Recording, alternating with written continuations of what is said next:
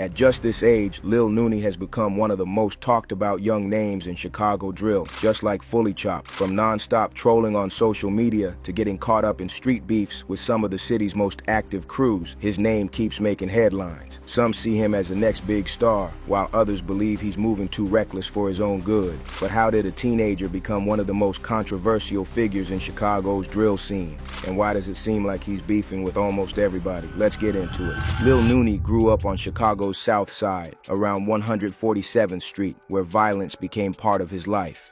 Rumors say he inherited the nickname Noonie from his father, a name that would eventually become known throughout the city's drill scene. Like many kids growing up in that environment, Noonie didn't immediately jump into the streets. As a child, he enjoyed playing sports and tried to live a normal teenage life. For a while, it looked like he could stay focused on school, friends, and athletics. But in neighborhoods where gang culture is everywhere, avoiding that lifestyle isn't always easy. By around 2020, the streets had started pulling him in. At the same time, Noonie had another passion: music. He started rapping, recording songs, and trying to build a name for himself as a kid. As he entered his early teens, he became much more serious about his music, determined to prove he could stand out in Chicago's crowded drill scene.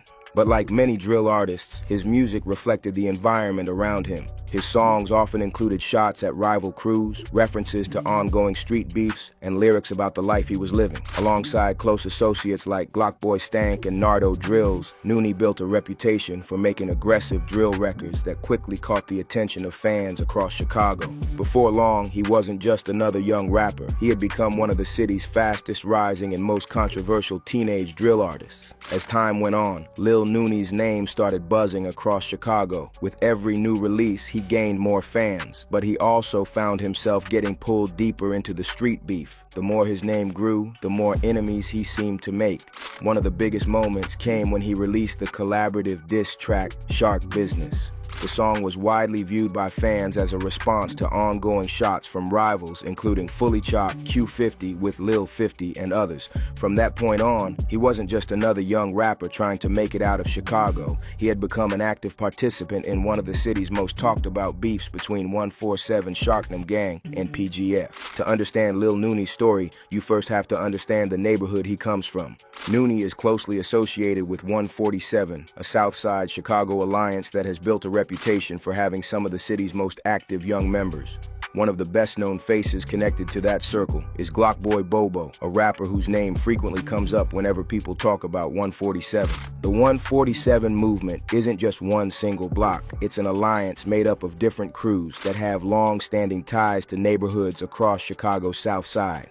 One of the groups often linked to that alliance is WDG, which many people describe as the newer generation carrying on the legacy of Ragtown, a set from Chicago's Wild 100s. Ragtown itself has several cliques, including groups such as NGC/PGE and Blitz Gang, all operating in areas where street politics have shaped the neighborhood for years. With so many crews connected, alliances and rivalries could become deadly. Once one group gets into serious beef, it often pulls in everyone around them. That's where the tension with Fully Chop and the PGF camp comes in. Many fans trace the rivalry back to the 2022 killing of a PGF affiliate known as Sosa. According to widespread claims online, Sosa was shot and killed on February 17, 2022 in Lil Noonie's hood. After Sosa's death, the beef escalated. By the time Lil Noonie started making a bigger name for himself, he had already stepped into one of the Southside's most active and deeply rooted beefs. But the losses weren't only on Lil Noonie's side. The PGF camp had also lost important members over the years. In fact, the name Psycho Gang Family, PGF, was created to honor a close friend known as Psycho, whose death had a lasting impact on the group. Back in 2017, Psycho was fatally shot while playing basketball, though rumors say it wasn't a gang-related beef, with PGF Nuck confirming that claim, saying the alleged shooters allegedly mistook Psycho for somebody else and targeted the wrong person. So to honor him, they decided to name their crew Psycho Gang Family. Psycho, he was 16 when he died. He's my best friend, to be honest. And we were just trying to do something with our life, and then he went off and wanted to go he went to Jeffrey Manor and wanted to go play basketball and got mistaken identity by some. They thought he was their ops or whatever the case may be. They shot him like 6 times, all in his chest and his head with his shirt off. while he was playing basketball type. That the next victim was rumored to be the work of the 147 gang. In 2020, another young PGF affiliate known as Marlo was gunned down. And let's not forget that while this was going on, Lil Noonie was already trying to navigate his way in the rap game while still gangbanging. But right now, he is currently terrorizing Chicago at just 18 years old. In an interview, Noonie would talk about the beef with Fully Chop, saying it was Fully Chop that dissed him first in his song. Interview Fully Chop, you know what I'm saying? And when we listen to his music, we hear Lil Noonie name about. Why they keep on talking about you, bro? Like why your name is in all their songs? Yeah, Lil Noonie, man. Yeah. Hey, so how you feel about like the fact that they have kind of like turned you up in a way, like turned up, you know what I'm saying? Like, For sure. You know how you feel about that? You know what I'm saying? You could say they turn me up, but if you listen to the songs for real, you know who got no. Yeah. But in a minute you gonna see you gonna see what's going on for real. You gonna see what's going on. Like I only dropped 2 songs and right. and everybody know like I don't even do this on any day, you know. Yeah. So the beef got so serious that Fully Chop allegedly drove through Lil Noonie's neighborhood looking for him. Although nobody was shot, it was enough for Fully Chop to take it online, dissing Lil Noonie. Now here is where it gets crazy. After Q50Y Lil 50 was shot, Lil Noonie started dissing him even while dating his big sister Jada. Fuck the biddy, let's flame with the odds, blow mud in the chimney. We beat up that shirt, turn that bitch to a Hemi. Can't cuff no bar, won't have my child. Before she been dope, I'ma slap on the Jimmy. Throw a good on the back, not enough how to send me. The 9 ain't been on shit since Fully Cousin got left on the 8. I done toast shit up with a micro Drake. Shit'll get bad if Shorty get chased. If brother throw button, I'ma get off the button. I rest the story, now Shorty got bait. Would you please let me... Q50 with Lil 50 was extremely close to Fully Chop, so dissing his close pal is a problem. In fact, Fully Chop had been one of Q50 with Lil 50's closest friends and had also been seen around Jada frequently for months following her brother's death. So seeing Lil Noonie and Big Jada together, plus Noonie dissing Q50 with Lil 50 in her presence, is so disturbing. Though Jada came on live to defend Lil Noonie, saying he started dissing her brother because of Fully Chop. He was even telling me like, your little brother not my op. But he did say, I only ever mention him because they mention me.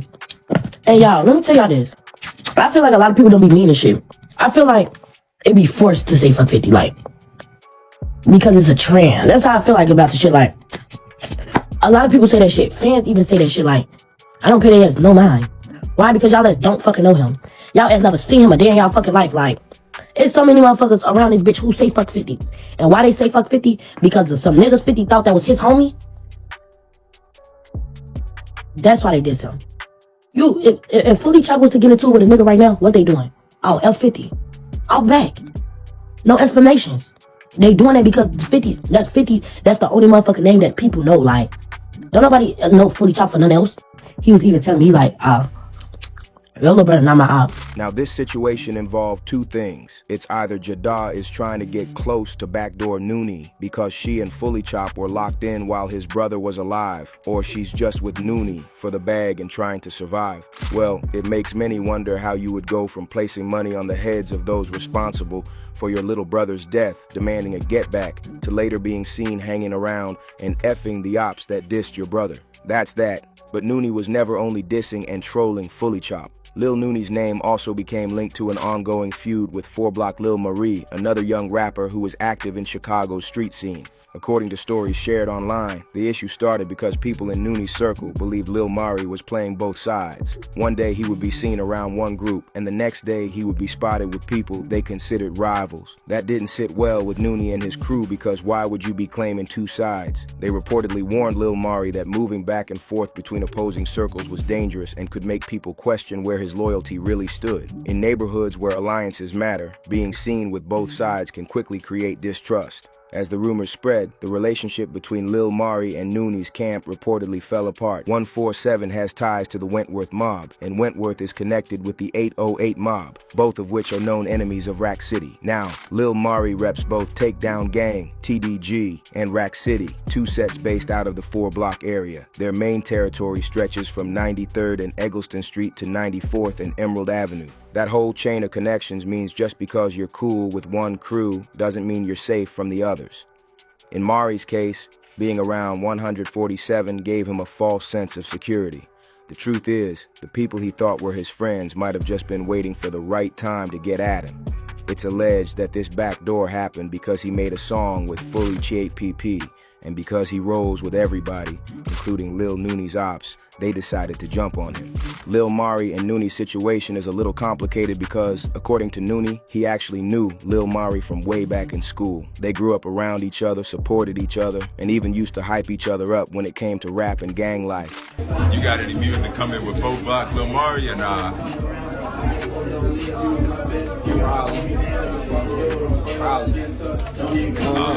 Me and brother don't be, we don't get out each other on the school type shit. We be getting out each other on like getting up on some gangster shit, you know?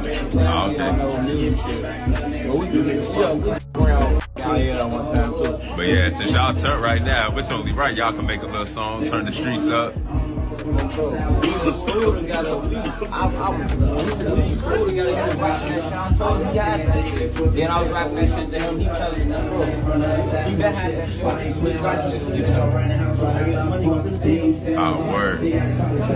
Someone would later go on live to speak on Lil Mari's situation, saying there was nothing Mari could have done differently. According to him, Mari played his cards right and made it out alive. And the biggest mistake his ops made was letting him walk away breathing, knowing fully well he is coming for get back. Hey, on some real shit, like, hey, I salute the little nigga 4-block Lil Mari, you hear me? I salute that little nigga. He ain't did nothing wrong, he did right. You know, like, if a nigga got you, it ain't shit you could do. You get what I'm saying? Play your card right, you feel me? Let them do them. You hear me? Even if they would have popped him or whatever the case may be, they made a mistake by leaving with Shorty alive. You feel me? Like, that was their biggest mistake. Y'all never supposed to put out the cameras and y'all was supposed to deal what y'all did. You feel me? But Shorty, I fuck with Shorty for that. You get what I'm saying? Tell him undeactivate his IG. Tell him he ain't got to feel like that. Like it happened to the best of us. If we caught, we caught. You feel me? It's about that get back. You feel me?